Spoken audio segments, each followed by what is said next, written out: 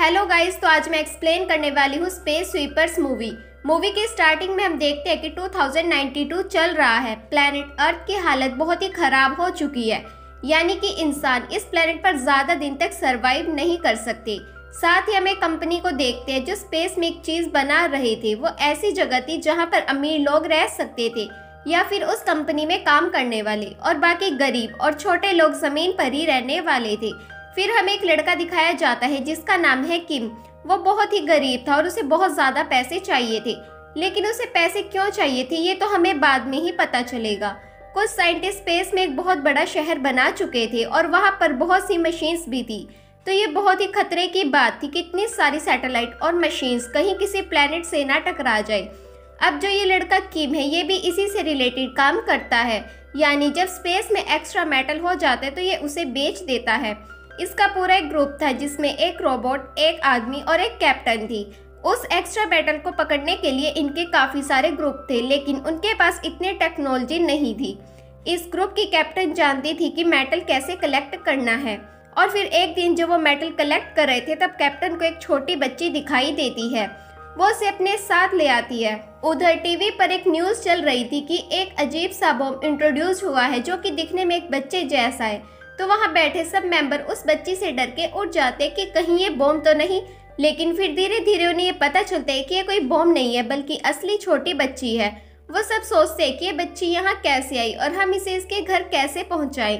तभी उन्हें न्यूज में इस बच्ची के डैड के बारे में पता चलता है जो इस बच्ची को ढूंढ रहे हैं। वो लोग उस बच्ची को लौटाने का सोच रहे थे। तभी उन्हें एक आइडिया आता है और वो कहते हैं कि हमें तो बैठे बिठाए इस बच्ची के बदले पैसे मिल जाएंगे। लोग पैसों के लिए बच्चों को किडनैप करते हैं और हमारे पास तो ये बच्ची खुद ही आ गई। इसके डैड से पैसे लेकर हम इसे लौटा देंगे। फिर हमें ये पता चलता है कि इस बच्ची के फादर एक साइंटिस्ट है जो कि उसी जगह पर काम कर रहे थे जहां स्पेस में शहर बनाया जा रहा था। ये लोग उस बच्ची के साथ टाइम स्पेंड करते और खूब मस्ती करते हैं। किम के अलावा उस ग्रुप में जो आदमी होता है वो उस बच्ची से बहुत ही ज्यादा अटैच हो जाता है। फिर ये सब मिलकर उस बच्ची के डैड को कॉल करते हैं और वो उस बच्ची के बदले उसके डैड से $4 मिलियन मांगते हैं। वो एक डिस्को की लोकेशन सेट करते हैं। फिर ये बच्ची को एक बॉक्स में छिपाकर उस जगह पर ले जाते हैं, लेकिन जब वो बच्ची बॉक्स से बाहर आती है तो डिस्को के सभी लोग डर जाते हैं। उन्हें भी यही लग रहा था कि कहीं ये एक बॉम्ब तो नहीं, क्योंकि वो बच्ची बहुत अजीब लग रही थी। उसके डैड अपनी बेटी के पास आ ही रहे थे, पर तभी डिस्को में इतनी ज्यादा हलचल मच जाती कि वो अपनी बेटी को ढूंढ ही नहीं पाते। लेकिन तभी वहां पर पुलिस आ जाती है और उस बच्ची को ढूंढने लगती है, लेकिन पुलिस से डर के ये ग्रुप वहां से भाग जाता है। उसके बाद इस ग्रुप के लोग अपनी स्पेसशिप में बात करते हैं। तभी इन्हें पता चलता है कि इनके साथी ने उस छोटी बच्ची को वापस अपने साथ ले लिया, क्योंकि वो उससे काफी अटैच हो गया था और वो नहीं चाहता था कि वो बच्ची वापस जाए। कैप्टन कहती है कि सब कुछ ठीक चल रहा था और तुमने सब बर्बाद कर दिया। किम कहते हैं कि इसके बदले हमें बहुत सारे पैसे मिल सकते थे। अगर हम इस बच्चे को वापस कर दे तो हम अमीर बन जाएंगे। फिर सीन शिफ्ट होता है और हम कंपनी के ओनर को देखते हैं जिसने स्पेस में सिटी बनाई थी और उसने ऐसी टेक्नोलॉजी बनाई थी जो कि पेड़ों में जान डाल सकती थी, यानी कि वो स्पेस में भी फॉरेस्ट उगा सकते थे। फिर सीन शिफ्ट होते उसी ग्रुप की तरफ। पुलिस से बचकर भागते हुए इनकी स्पेसशिप बहुत डैमेज हो गई थी। तब ये लोग उसे ठीक करने लगते हैं, लेकिन उसे ठीक करने के लिए इन्हें कुछ औजार चाहिए थे, लेकिन इनके पास इतने पैसे नहीं थे। वो काफी परेशान होते हैं। तभी वहां पर वो छोटी बच्ची आती है और वो किम से सीजर मांगती है। किम उसे पूछता है कि तुम्हें सीजर क्यों चाहिए। तो वो बच्ची कहती है कि मैंने टोमेटो के प्लांट लगाए थे, लेकिन उन पर कभी कोई टोमेटो नहीं लगा, पर अब अचानक से उस पर बहुत सारे टोमेटो लग गए हैं। आप उन्हें अर्थ पर ले जाकर बेच सकते हो, क्योंकि अर्थ पर अब वैसे भी ग्रीनरी खत्म हो गई है।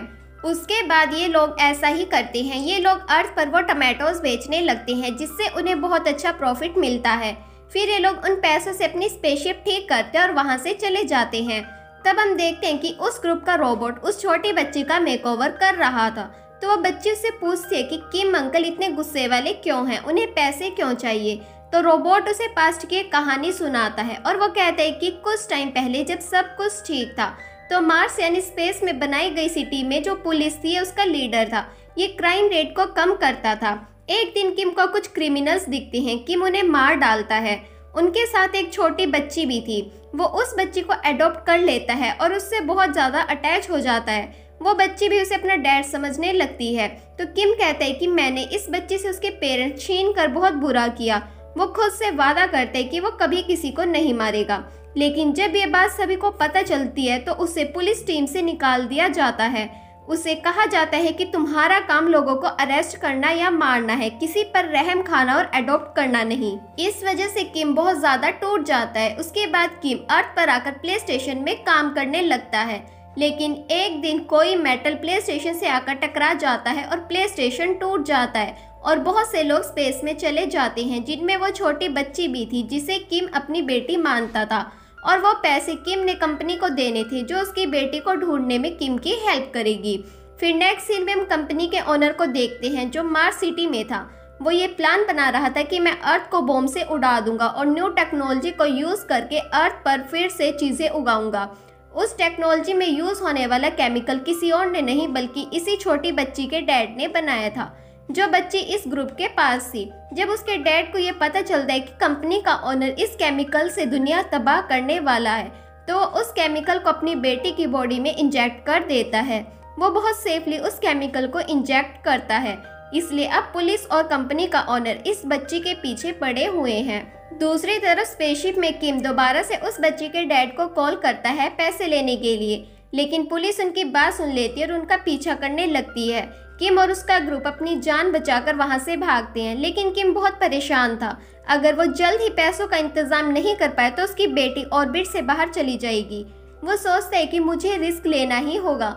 वो दोबारा उस बच्ची के डैड को कॉल करता है पैसे मांगने के लिए। वो एक जगह डिसाइड करते हैं और वो वहां पहुंच जाते हैं, लेकिन पुलिस और कंपनी के ओनर को उनकी लोकेशन पता चल गई थी। वो वहां आकर उस बच्ची के डैड यानी उस साइंटिस्ट को मार डालते हैं। कंपनी का ओनर किम को पैसे देकर उससे उस बच्ची को ले जाता है ताकि वो उस बच्ची की बॉडी से वो केमिकल निकाल सके। उसके बाद किम वापस अपनी स्पेसशिप में आ जाता है। किम के पास अब बहुत सारे पैसे थे। किम बस उतने ही पैसे लेता है जितने उसने उस कंपनी को देने थे। बाकी पैसे किम कैप्टन और उस ग्रुप के मेंबर्स को दे देता है। वो सब किम से कहते हैं कि हमें पैसे नहीं चाहिए, तुम जाकर अपनी बेटी को बचाओ, और जिस बच्चे को हमने मुश्किल में डाला है वो भी तो किसी की बेटी है, हम उसे बचाने जा रहे हैं। किम कहता है कि रुको मैं अभी आया। किम वो पैसे उस कंपनी को दे देता है जो उसकी बेटी को ढूंढने वाले थे। फिर किम वापस अपनी टीम के पास आकर कहते हैं कि हम मिलकर उस बच्ची को बचाएंगे। वो लोग उस जगह पर पहुंच जाते हैं जहां पर वो बॉम्ब था। वो बॉम्ब वही था जिससे कंपनी का ओनर अर्थ को तबाह करने वाला था। कंपनी के ओनर ने वो केमिकल बच्ची की बॉडी से निकाल लिया था।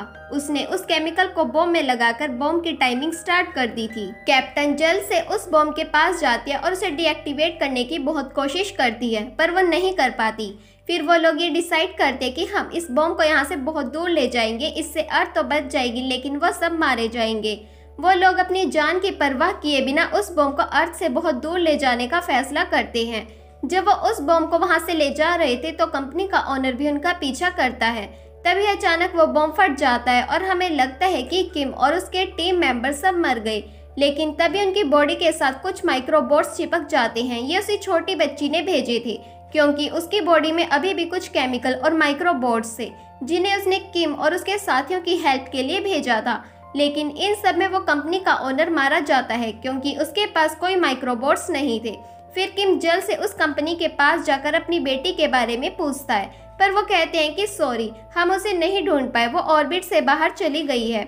ये सुनकर किम बहुत दुखी हो जाता है। फिर वो सब टीम मेंबर्स किम से कहते हैं कि इस बच्चे के पेरेंट्स भी नहीं हैं, तो क्यों ना हम मिलकर इस बच्ची को पालें। फिर वह सब हंसी खुशी एक साथ रहने लगे। उस छोटी बच्ची की हेल्प से फिर से अर्थ को ग्रीनरी दे दी जाती है। वहाँ पर अब लाइफ फिर से वापस आ गई थी। और इसी के साथ ये मूवी यहीं पर खत्म हुई। आपको ये मूवी कैसी लगी कमेंट सेक्शन में हमें ज़रूर बताएं।